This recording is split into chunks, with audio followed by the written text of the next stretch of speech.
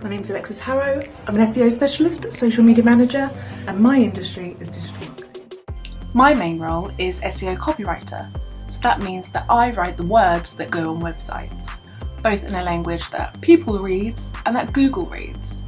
It's like two different languages, but they both want the same thing. I want Google to put me at the top of their search engine result page, or SERP, and I want you to buy my product or service.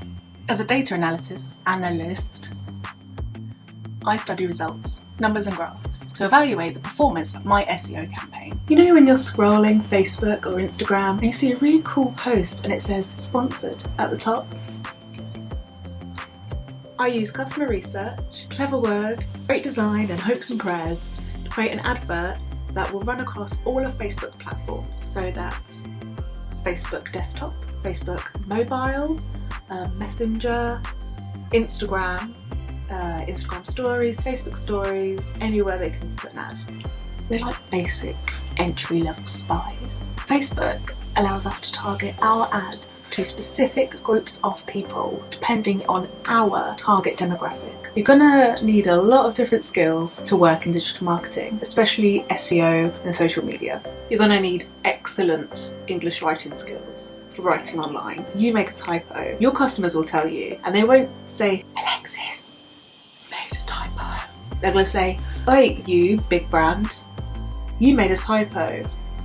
Idiots. Excellent customer communication skills, crisis management, PR knowledge, business knowledge, like business planning and business strategies, mind reading, and being a psychic. I have a first-class honours degree in magazine journalism, which has given me the transferable skills that I need in SEO writing and social media management. Journalism as a whole is a really great degree to have if you want to get into digital marketing. It gives you the insights, skills, foot in the door to get into the industry. I didn't go to university until I was 21, and I didn't get a job in this industry until I was 24. I am 27 now, and I still take courses to top up my knowledge, learn new skills. The most common way to get a job like mine is to get a degree in a relevant area. The next most common way to get a job like mine would have to be work experience. You might just be there for 2 weeks, but when that company is hiring, they're more than likely going to choose you over a complete stranger. Most of all, your passion for the job and some basic understanding of the skills will get you a long way in this industry. It's not where I thought I was going to go when I left school. It's not where I thought I was going to go when I signed up for my degree, but I absolutely love my job, and I hope that I have maybe inspired some of you guys to be interested in it. Hello students at Miltoncross. Just putting this video together for you to give you an insight into the industry I was working in. I was working in education. My name's Jake Collins, and until recently I was running a business that enabled schools in China and schools in the UK to link up. Now, what was involved in the job, it was building relationships overseas, being involved in Chinese translation, being involved in working with schools and head teachers to enable those schools to have school exchanges and school trips and visits. Now, what did I need to get into this job? Well, what's obviously helped me a lot is my career in teaching previously. So I'm an English teacher nearby in Southampton, nearby to you, and that gave me lots of contacts in schools.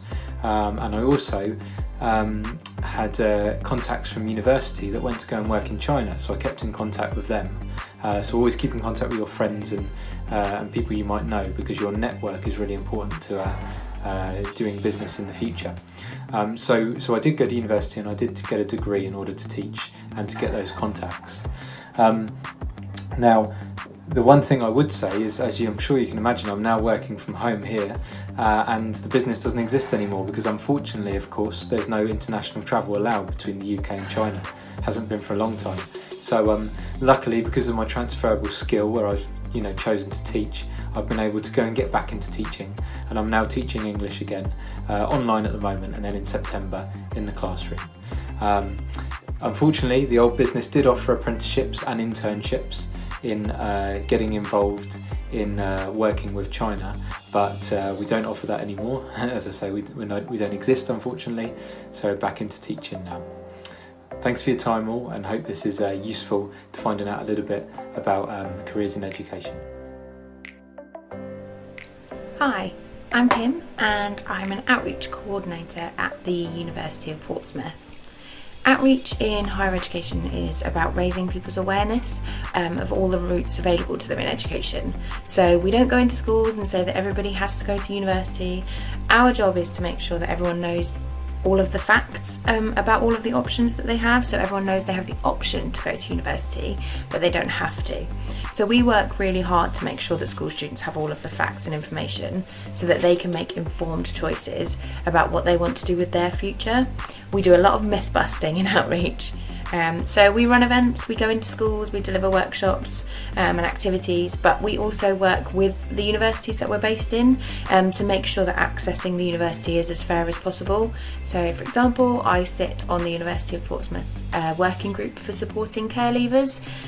So we kind of discuss issues around can any care leaving student access the university? Are there any struggles they may have in doing that? How can we make that easier for them? So that's an example of how we might support our university with that kind of knowledge and that kind of input. So to work in a university outreach team, you do generally need to hold a degree yourself.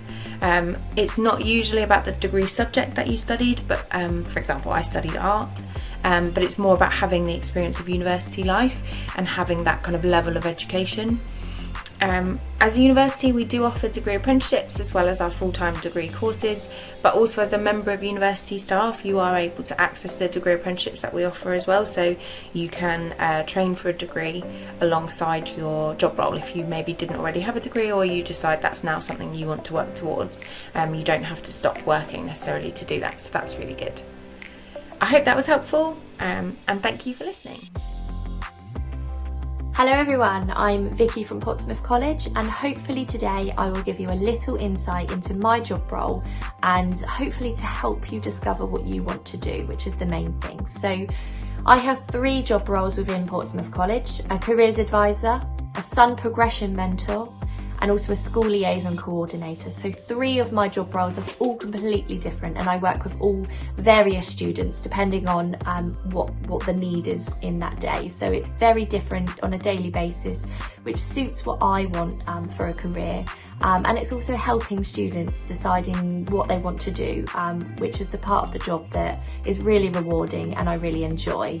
So I help students with their UCAS applications. So if you decided when you went to college that you wanted to go to university, I would help you through that application process.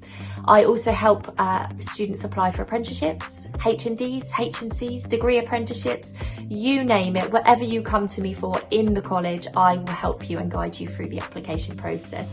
And I'm also there as a careers advisor as well. So a careers advisor is there to help you discover your own skills, which is really important when you're matching to a job. It's also important to just fully understand what your interests are and what you want to do for a career. But it's also absolutely fine not to know what you want to do.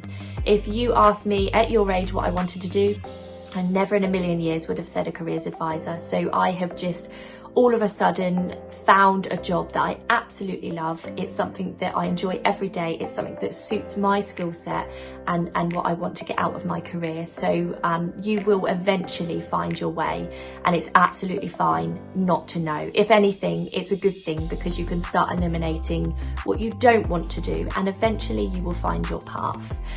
So within my job roles, I also work with schools, so as a school liaison coordinator, and that's here to help you guys in finding your destination, putting on activities, employer engagement, and also just making sure that you're aware of the entry requirements that are needed for college as well. So there's lots of variation, as I say. In terms of apprenticeships, we do also offer apprenticeships in the college. Everything can be found on our website. And the advice I would give for apprenticeships are, they're really great if you know what you want to do. So if you're unsure, an apprenticeship might not be for you just because you have to study for that year. and it's very specific on that kind of career. So if you know what you want to do, an apprenticeship's a great opportunity. It unfortunately isn't easy to get an apprenticeship. Sometimes it's very, very hard. We often compare it to getting a job, getting a part-time job or a full-time job. There are lots of applicants that want to do apprenticeships, so just make sure that you work hard in your studies to be able to stand out as a candidate when you do apply for those apprenticeships. But everything can be found on our website, and good luck. Thank you. My name is Peck. I'm a conservation architect. Conservation architect is the person who specialized preserving existing heritage buildings or building new in conservation areas. Often buildings in such quality requires preservation, so they are namely listed or scheduled monuments. So they require a specialist professional to work on them. So that's what I would be doing. My daily work is so varied, depending on what kind of project. Mainly, I'm qualified or specialized, I should say, in Victorian fortifications and converting them to reuse, repurposing them, giving them new life. Designing for that or applying for necessary statutory permission, that would be my job. That involves a lot of site visits, which I do love. That makes my job really different variety every day, and no 2 days in the office is the same, which is great. I do support regularly architectural students and mentor, but I do not have current sort of formalized apprentice scheme. But there are a lot of companies around, which I'm sure you can find out about online. If you have any questions, I'm more than happy to help as well. Architectural study requires a long process and it's very lengthy, but after initial first 3 years you will be able to work under the supervision of an architect and start earning, which is very good. Recently there's an amazing apprentice scheme locally in Portsmouth as well, which you would be able to start learning and earning right away as well, which makes things easier.